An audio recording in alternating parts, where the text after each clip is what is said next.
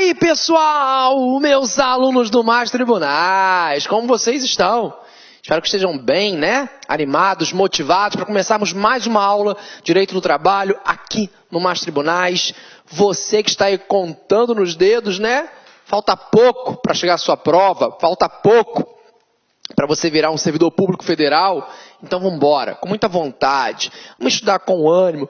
Direito do trabalho é muito chato, não é chato nada, é legal, cai em prova, você vai fechar, vai gabaritar, a aula é sem rodeios, direto no ponto, o que é cobrado. E quando você depois encara as questões, você vê o quanto é importante você passar por essa base teórica. A nossa ideia é que você faça esse curso, a nossa ideia, a minha ideia em especial, eu sempre trabalhei pensando nisso, que vocês façam aí um caderno, um bloco de notas, o que for, e que vá até o final com ele, né? Que ele sirva aí como ferramenta até a sua aprovação. Esse é o meu objetivo, ok? Então vamos embora. Então, fechando o Zap aí, maximiza o RR, não minimiza não, né? Sai do Facebook e vambora.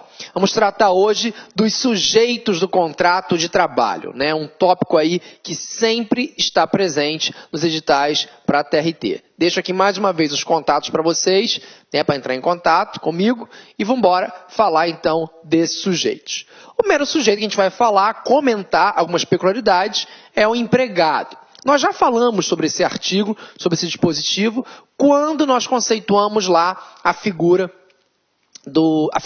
quando nós tratamos, melhor dizendo, dos requisitos da relação de emprego. Então nós falamos do conceito de empregado, mas agora vamos mais diretamente ao empregado em si. O artigo 3º da CLT diz que considera-se empregado toda pessoa física que prestar serviço de natureza não eventual a empregador sob a dependência deste mediante salário. Desse conceito, a gente extrai aqui os principais requisitos caracterizadores da relação de emprego. Empregado é pessoa física que trabalha de forma não eventual, com a ideia de habitualidade, de forma subordinada e mediante salário, né? Que é aí a onerosidade. Até aqui tranquilo, não tem nenhuma diferença para a gente. Vimos ainda no artigo 3º, parágrafo único, que não existe nenhuma diferença entre o trabalho intelectual, técnico ou manual. Não me importa se o trabalho seja intelectual, técnico ou manual, se forem preenchidos requisitos, que é o SHOP da relação de emprego, o camarada será sim considerado empregado. Basta que seja subordinado, trabalha com habitualidade, com onerosidade e com a pessoalidade. Então não importa aí se é um trabalho, vou repetir, intelectual, técnico ou manual, ok? Bom, vamos agora analisar o empregador. Agora sim a gente vai entrar num tópico bem interessante para efeito de prova. Quando a gente fala em analisar o empregador, nós vamos estudar 3 assuntos muito importantes. Quais são esses assuntos? Nós temos que falar de grupo econômico, nós temos que falar de sucessão trabalhista e nós temos que falar de poderes do empregador, ao empregador, tá? Então, grupo econômico, sucessão trabalhista e poderes do empregador. Isso aqui é muito importante, é um clássico, tá? São os 3 pontos, são os 3 tópicos mais importantes para vocês observarem, tá? Grupo econômico, seção trabalhista e poderes do empregador. Vamos então focar aí nesses pontos. Só para a gente se enquadrar. Falar em empregador é falar de quê? O conceito de empregador, ele vem descrito aí no artigo 2º da nossa CLT, que diz: considera-se empregador a empresa individual ou coletiva que, assumindo os riscos da atividade econômica, admite, assalaria e dirige a prestação pessoal dos serviços. É interessante observar que, por esse conceito do artigo 2º, você tem a ideia de empregador como empresa individual ou coletiva. A nossa CLT, ela data de 43. A gente nunca pode esquecer isso, né? Que a CLT data de 43. Então, muitas terminologias devem ser adaptadas. Quando ela fala que considera-se empregador a empresa individual, ela está dizendo que o empregador pode ser pessoa física. Aqui está. Mas também coletiva. E aí é o empregador, pessoa jurídica. Essa é a ideia. Empregador, pessoa física ou empregador, pessoa jurídica. Que assumindo os riscos de atividade econômica. Esse assumindo os riscos de atividade econômica nós já conhecemos. É o requisito da alteridade. Lembra?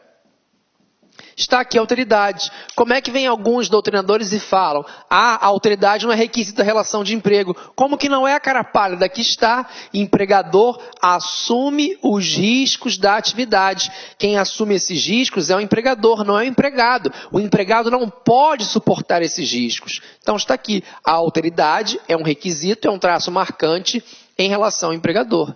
Admite, assalaria e dirige a prestação pessoal dos serviços. Esse prestação pessoal dos serviços me traz mais um requisito, que é a pessoalidade. Me traz um requisito em relação à figura do empregado.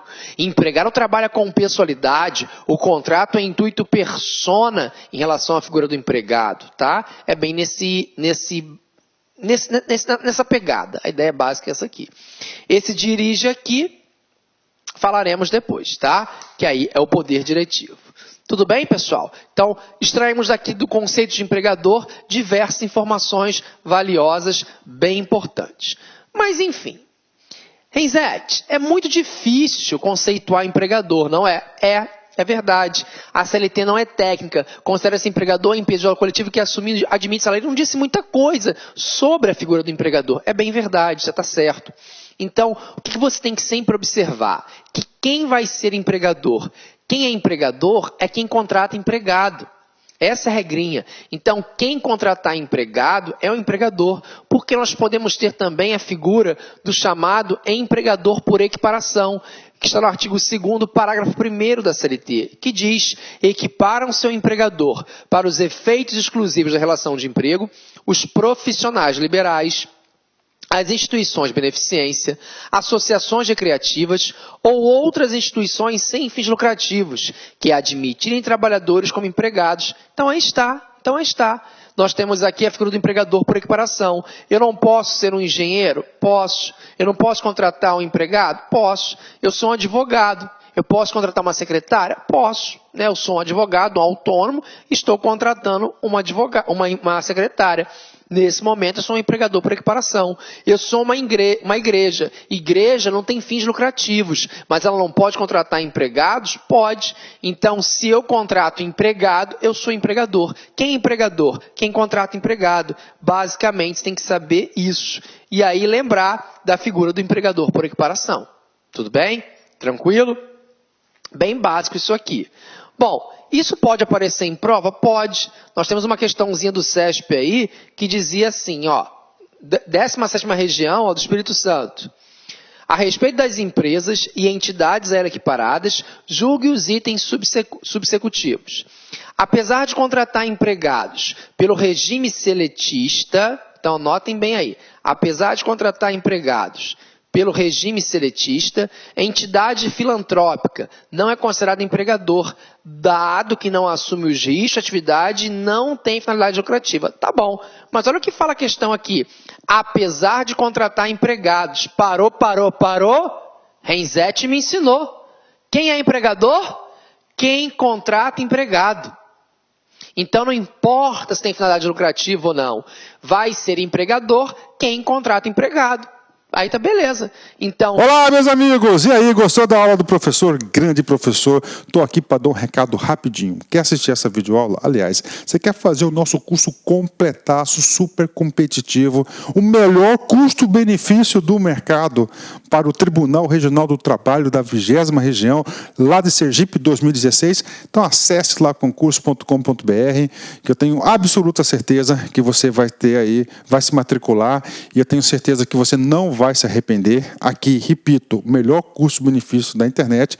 Por quê? Porque nós temos professores aí de excelência, professores de altíssimo gabarito e, principalmente, nós temos o personal coach.